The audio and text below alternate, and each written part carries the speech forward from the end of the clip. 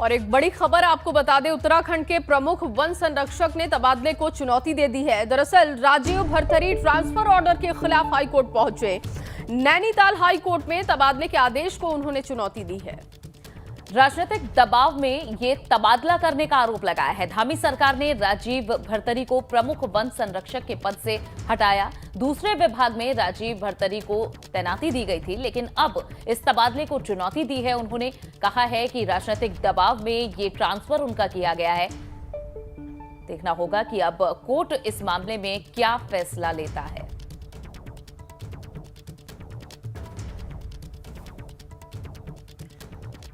और इसी खबर पर ज्यादा जानकारी के साथ पंकज मेरे सहयोगी देहरादून से मौजूद हैं। पंकज, ट्रांसफर को चुनौती दी गई है राजीव भरथरी की तरफ से, मामला ये पूरा क्या है?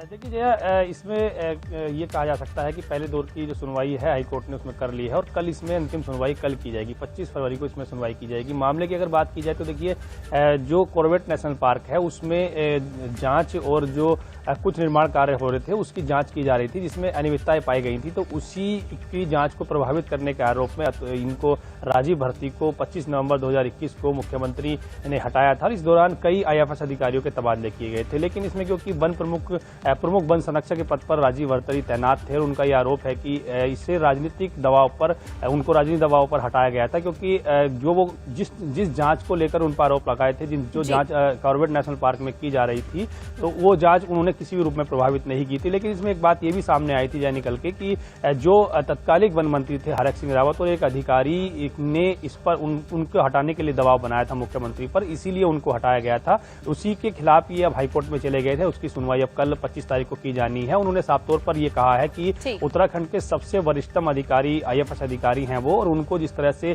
एक राजनीतिक दबाव के तौर पर हटाया गया है ये बिल्कुल उनकी प्रतिष्ठा के खिलाफ है। इसीलिए उन्होंने हाईकोर्ट में याचिका दायर की है और अपने खिलाफ उन्होंने साफ तौर पर कहा है कि सरकार को 4 प्रतिवेदन उन्होंने दिए थे। उन 4 प्रतिवेदनों में ये कहा था कि उन्हें किसी भी पद पर रखा जाए, लेकिन सरकार ने उन्हें जैव विविधता उत्तराखंड का जो बोर्ड बनाया गया है उस पर अध्यक्ष पद पर तैनाती दी गई है। तो ये तमाम चीजें इस ओर इशारे कर रही हैं कि ये सरकार के खिलाफ पूरी तरह से अब हाईकोर्ट चले गए हैं। अब हाईकोर्ट की तरफ देखना होगा पंकज, और अब देखना होगा कि हाईकोर्ट का इस पर रुख क्या रहता है। जब उन्होंने अपने ट्रांसफर को चुनौती दी है तो अब हाईकोर्ट का रुख इस पर क्या होगा, इस पर भी आप नजर बना के रखिएगा। आगे अपडेट लेंगे। फिलहाल के लिए आपका शुक्रिया।